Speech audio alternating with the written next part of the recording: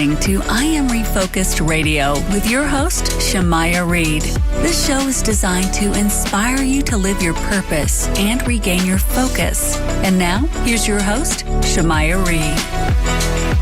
Hey, welcome to I Am Refocused Radio. We are here once again today. Just like any other time, we have another special guest today. Today, we have a true honor talking to Phyllis E. Leavitt. She has an amazing book that you can pre-order right now. It's America in Therapy, a new approach to hope and healing for a nation in crisis. First and foremost, you can bookmark or have a mental bookmark for her website, phyllisleavitt.com, where you can find more information about the book and pre-order on Barnes & Nobles. And without further ado, I just want to say thank you, Phyllis, for your time. Welcome to the show. How you doing? Well, thank you so much. Thank you so much for having me. I'm doing great.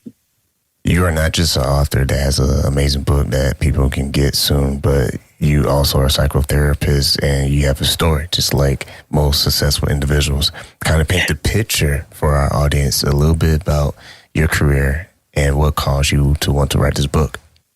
Yeah, thank you so much for asking that. And I think, like so many people, my book came out of my experience, my personal experience and my professional experience. And I actually became a psychotherapist because I had a really helpful experience going to psychotherapy myself for some really difficult early childhood trauma experiences. Turned me on to therapy when I was in my 30s. And I went to the library immediately and started taking books out on psychology and ended up going to graduate school and becoming a psychotherapist myself. So that's the short version of a long story. When it comes to the book that you wrote, America in Therapy, why do you think this is such a timely book for readers who need to be more educated on this topic? Thank you. I mean, that's such a good question because, I had the idea for this book many years ago, but I didn't actually write it until the last couple of years fully. And so I do think it's very timely. I think more than ever, the missing piece in what's going on in our focus and in our attention is our mental health. And I think that one of the big things that I learned as a family therapist and as a client myself, and everything I learned was from those two things, is that our conditioning within our families has so much to do with how we feel about ourselves, the coping mechanisms that we develop, the ways that we relate to other people, whether it's functional or non-functional or dysfunctional or abusive. So much of that has to do with our conditioning. And what I've learned, especially working with couples and children and individuals and families, is that those family dynamics apply everywhere, not just to our family of origin, but the larger communities we live in also are conditioning agents. How our community feels about us, how our community treats us, our school, our places of worship, our businesses, and our governments. And I began to see that the fundamentals of family dynamics apply everywhere. And so if we're conditioned by either healthy or not healthy dynamics in our own families, we are also being conditioned by healthy or not healthy dynamics in our country. And I really felt like I had to write about that because a lot of the dynamics that come down from the positions of power and people in power in America today, and this is really all over the world, not just America, a lot of the dynamics, a lot of the practices, a lot of the laws, a lot of the policies are not serving a lot of people, and they're actually harming a lot of people the way that abusive parents harm their children. And I felt like I needed to write about that because I love America and I hope for healing in our country, and I hope for all people to be treated well, just like I hope that in families. And the whole gift of psychology is that we help people do that. We help people heal what's broken in their families or what's not working or what's harmful, to bring them back into a place of safety and love and cooperation and connection. And I wrote this book to apply those principles to what's going on in America today, because I feel that we're at great risk for even further harming ourselves and our neighbors. When it comes to mental health, is a it's been a topic that has been floating around on many outlets. I would say probably since last year, I've been really seeing a lot of shows picking up on this topic. You, as a professional psychotherapist, kind of explain what your role is in that field and how you deal with mental health. Yeah, I mean, I think because one of my original title for my book was Out of the Office and Into the World. How do we take the principles and the best healing modalities and understandings out of our individual offices and make them common knowledge in the world? And part of the role of a psychotherapist, besides having skills, like inner child work or hypnosis or psychodynamic work or behavioral therapy or cognitive behavioral therapy or you name it. There's so many different wonderful tools and techniques that therapists use to help people undo some of the worst conditioning that they're suffering from in their present day life. But we don't all have to be therapists to help each other heal. And so I try to talk about that in my book, that I think there's so many people who want to play a part and they don't know what to do. And so I talk about several things in my book. One of them, some of them are broad. Like, we have to rework our power issues in America and in our personal lives. I think a lot of people are operating on an old paradigm of, I have to win the argument.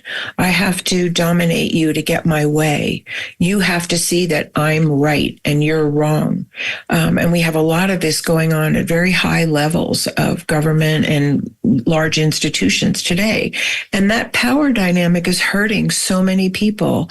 And what we know in the field of psychology is that when a couple comes to therapy, for instance, we don't try to have one person beat the other in the argument. We try to help them hear each other and hear what's valid for each person and come together and make agreements and reconnect and feel like they have a new sense of belonging and reconnection with one another, because that's what brings safety and peace and a thriving couple or individual or family. And I think we need those same principles to look at our power dynamics, because we're still in the old paradigm of one party has to beat the other one and has to shame them and blame them and vilify them in order to get their way, instead of like a role model of bringing people together to actually work out their issues in peace and harmony for the good of the American family. And I can't say that strongly enough, because that's what we want from parents, right? We want parents to work out their problems for the good of their children and the good of themselves, not fight till the end. And we know in our offices that children who are in families where the adults keep fighting and fighting, those children suffer and they become symptomatic. And we as citizens are suffering and becoming symptomatic. So that's a big picture thing. And then in the like maybe smaller microcosmic sense, I have a chapter that I call the 6 elements of repairing relationship. And, most of us know how to fight. We know how to argue. We know how to disagree. We know how to cause divides, and people don't always agree. And that's the way we are as humans. That's okay. That's normal. And sometimes it's important to have more than one point of view, because more than one person has something valid to say. But we have to have a way to repair the relationship once those divisions have happened. So I have a chapter that's called the 6 elements of repair. And I feel very strongly that those 6 elements are really needed in our country on a massive scale. And if they could be introduced into something like Congress, or the way government works, or offices work, or schools work out, disagreements between children on any level. And I'll just say, because I know that you probably have other things you want to go to, but I'll just say quickly that the 6 elements of repair are based on me taking responsibility for myself rather than blaming you, because we all want to be heard. And the point is, we don't know how to listen. And the more I take responsibility for myself and not just keep pointing the finger at you or trying to win the argument with you, the more likely you are to hear me, and the more likely I am to hear you. So I'm happy to discuss that more, but I want to go wherever you want to go in the conversation. Once again, listen to Refocus Radio, talking to our guest, Phyllis Leavitt. You can go to her website, phyllisleavitt.com. You can pre-order her book that is coming out in July 9th. It is called America in Therapy, A New Approach to Hope and Healing for a Nation in Crisis. Let's talk about crisis because point of your book, too, is you're introducing an idea of interrupting the cycle of violence that can contribute to a crisis. And when it comes to trying to prevent a crisis in this country, I mean, mental health is a hot topic. We have a lot of news that involves shootings, a lot of violence in this country, and it's more visible than ever. Now you can see on social media, it's in your pocket. It's everywhere you go, you can see it. And the problem with some of those situations is that it can be in the endless cycle because everyone's talking about it, so it's rehashed. You see it on the news, but then now your friends, your family's talking about it, everybody's talking about it, then everybody has opinions. Right. What are some of the things that you're putting inside the book to address that issue when it comes to violence, the cycle of violence that we see in this nation?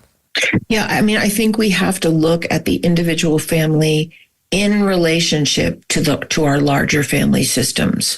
Just like if we're treating in psychotherapy an individual person, maybe just one person comes to therapy, they're depressed or they're anxious or they're having addiction issues or they're raging or whatever their problem is that is causing them enough pain to come for help.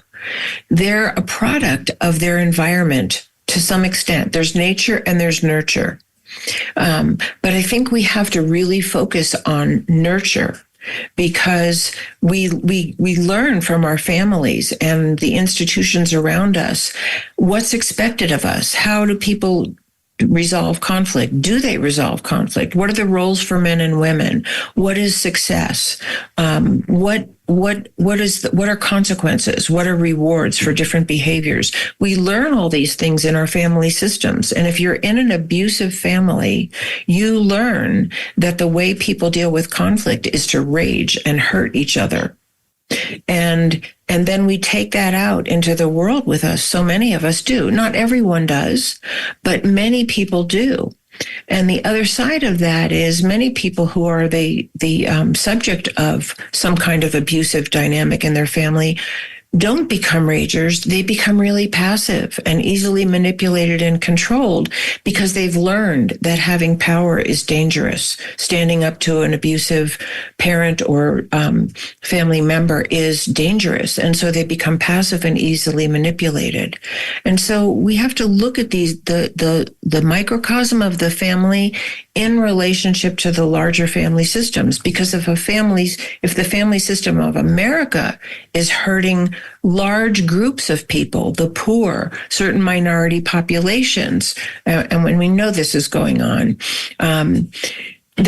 that we're having masses of people who are becoming symptomatic with no help.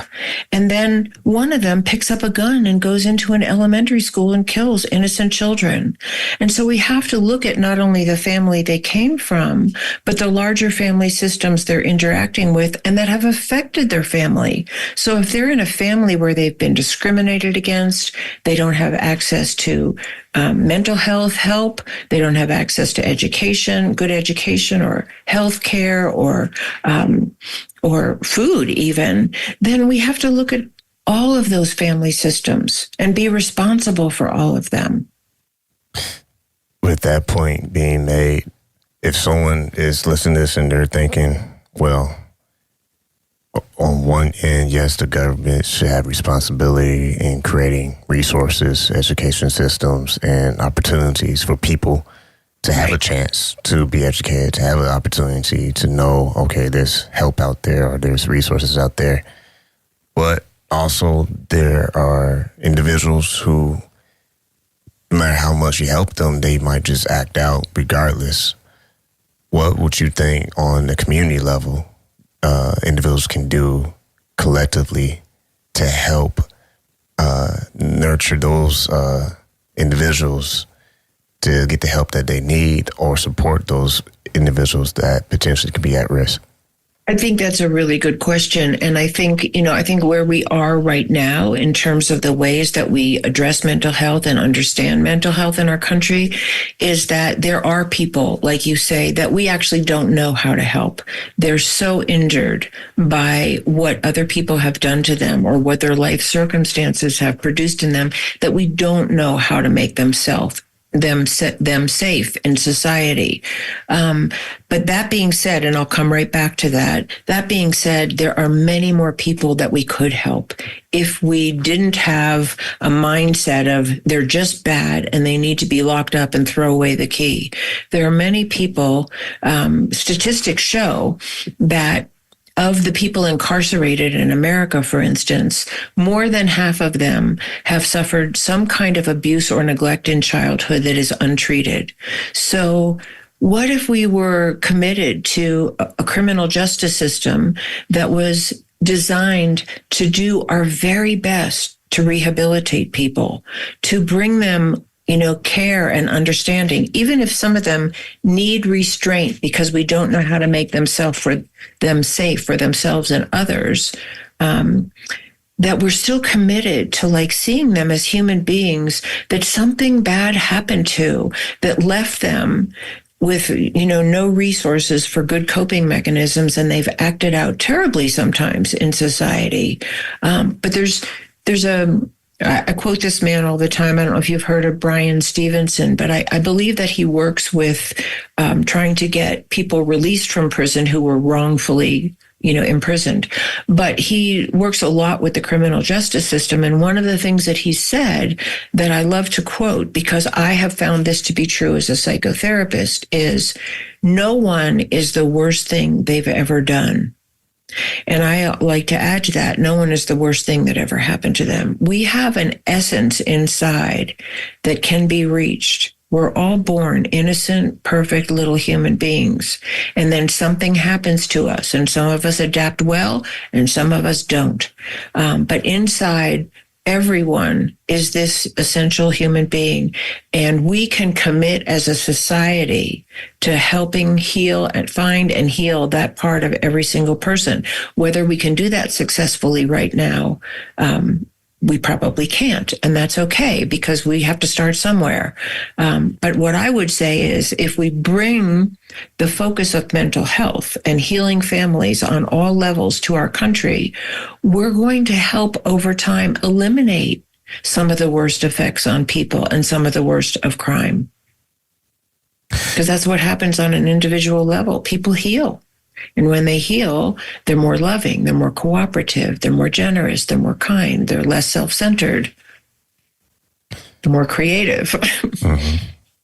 And with a wide audience that could read your book, from policymakers to young adults who are just trying to navigate an uncertain future, what do you think are some of the insights that might resonate with a broad perspective of people that can be universal as far as the approach of it takes one person at a time to adopt these ideas and principles?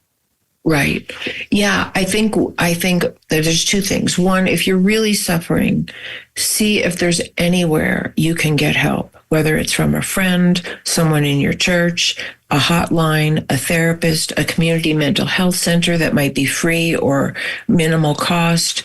If you're really hurting and you're really finding that you have coping mechanisms that don't serve you and don't serve your relationships or your children or your spouse or your job, reach out. It's a sign of strength, not a sign of weakness, to get help. Nobody criticizes you for going to get someone to fix your car. So why do we have to feel like it's a sign of weakness to reach out for help with our mental health? So I would start there. It takes courage, it takes strength, and I can't tell you how much benefit you can get from just not keeping all that pain to yourself.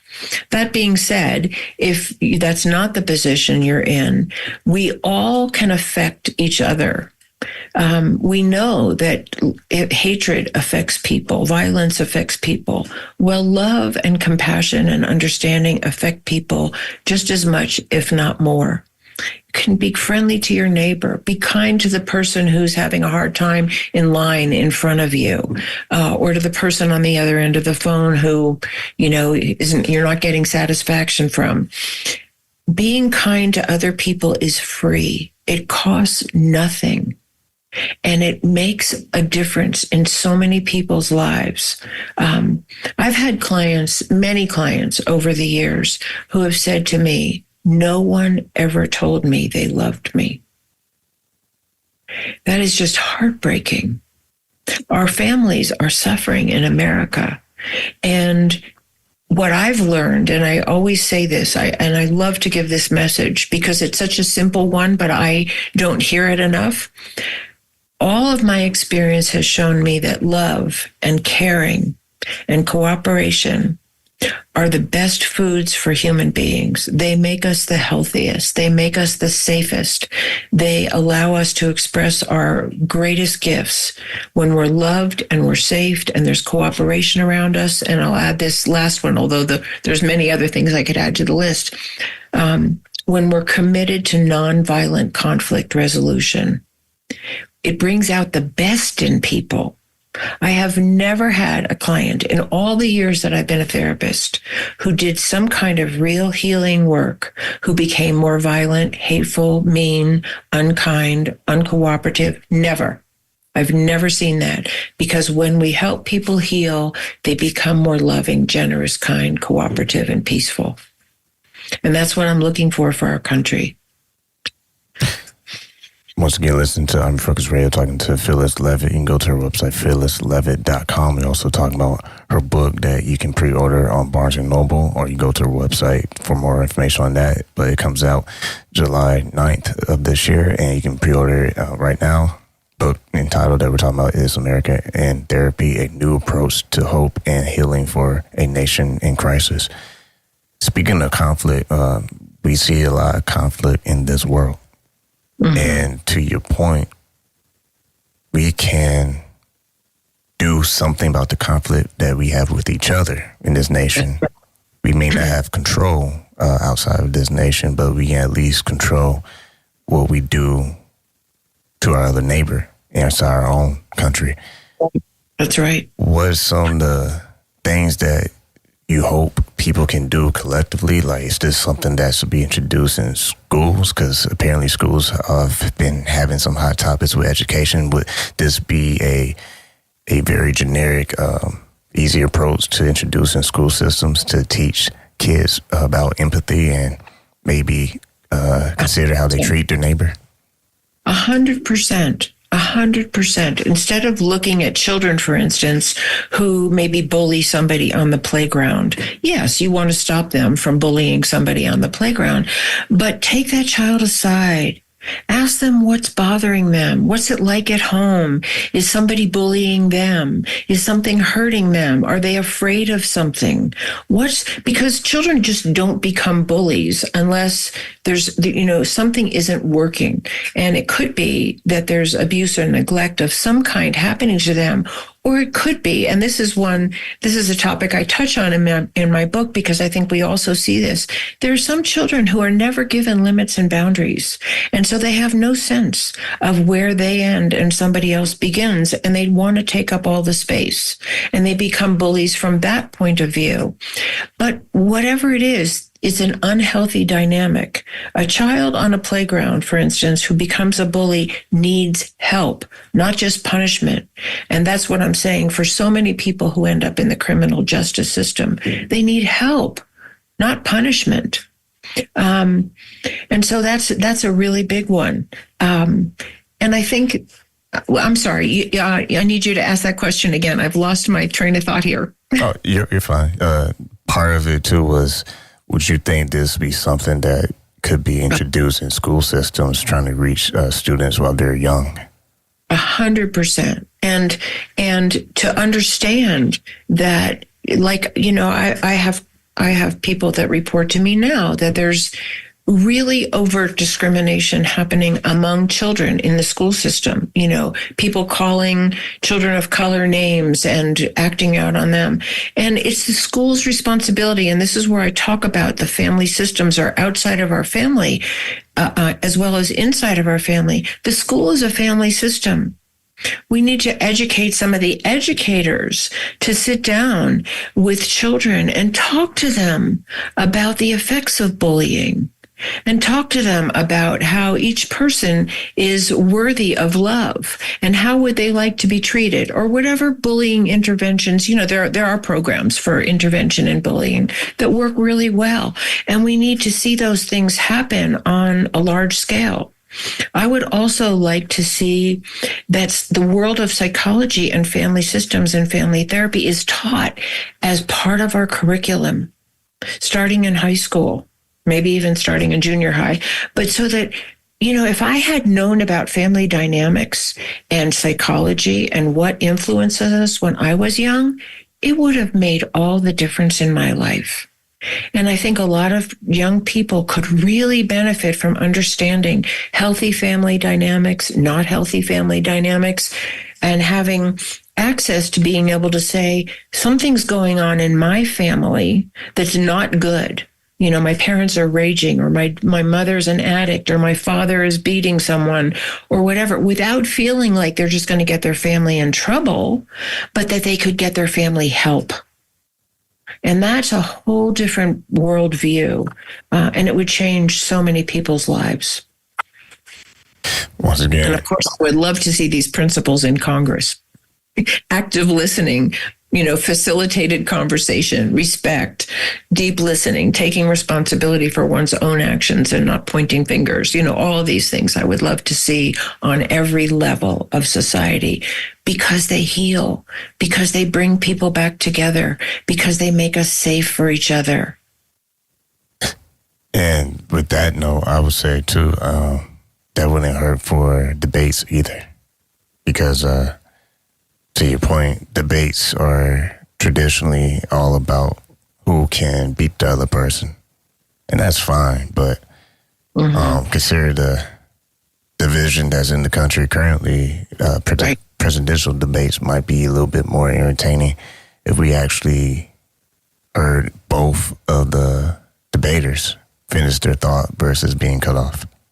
One of the things that I really wish is that, in line with what you're saying, is that if you think about two parents in a family, you would hope that what they're talking about is how to help everybody. What's best for the family? What's best for them as a couple? What's best for their children? What's best for them as a family unit? And how to juggle all those needs in some way that is the best possible that they are able to do. And that's what I would hope for our leadership in our country, that when there's a debate, we don't hear name calling and put downs and attacks, because that's not what we want to hear from our parents, or, the family members in our families. I would love to hear the debates be focused on, what are we going to do for America? What are we going to do for poor people? What are we going to do to help create more jobs, better housing, more affordable health care, more access to higher education? These are what people actually need in their lives, better wages. That's what I think our debates should be talking about. And I don't understand why they're not. I don't understand why the general public doesn't demand that. So my hope is that by talking about these things, we're educated enough to say, we don't want to hear you attack each other. We want to hear what you're going to do for America's families and our children. Yeah, I mean, you're definitely going to be preaching to the choir there, because I feel like every time we cycle through the 4 years, it's the same thing of what the citizens want. But obviously, politicians, they just kind of say what they think the people want to hear, and then it just kind of cycles every 4 years. But to your point, maybe this can be something that someone can listen to and kind of poke someone on the shoulder and say, hey, consider this maybe. And maybe that can change the tone, how things trickle down the line, if you will, from the top of the country to our citizens who are on the front lines of our jobs and communities. Right. And I hope to be one of, hundreds and thousands of voices of people saying, we've had enough of this. This is hurting too many people. It's not accidental that we have more and more mass shootings. We have more and more disaffected people who have lost touch with their own humanity because they're not treated well. And I hope we can get that message and look at how we treat each other as our number one priority. And this can be another 30-minute conversation, but if I could say something to that, I would say, I think if people spent more time thinking about what you're saying versus spending less time trying to argue their point, right, they might know that listening is a little bit more powerful than speaking loudly. Absolutely. And just if I can throw this note in, for anyone who wants to visit my website, I'm about to put up, it's not there yet, but I'm about to put up a guide it's called The 6 Secrets of Repairing Relationship. And it's a guide that you can implement in your own life. So stay tuned on my website because it'll be up soon as something that you can get for free. Perfect. Well, you can visit her website. It's phyllisleavitt.com, and also go to Barnes & Noble. It's a link on her website where it take you to the book that we've been talking about on the show, and that's America in Therapy, A New Approach to Hope and Healing for a Nation in Crisis. You can get that book on pre-order. It'll be out and published on July 9th of this year. Once again, Phyllis, want to say thank you for your time. Thank you so much for having me. You've been a great podcast host, and I really enjoyed your questions.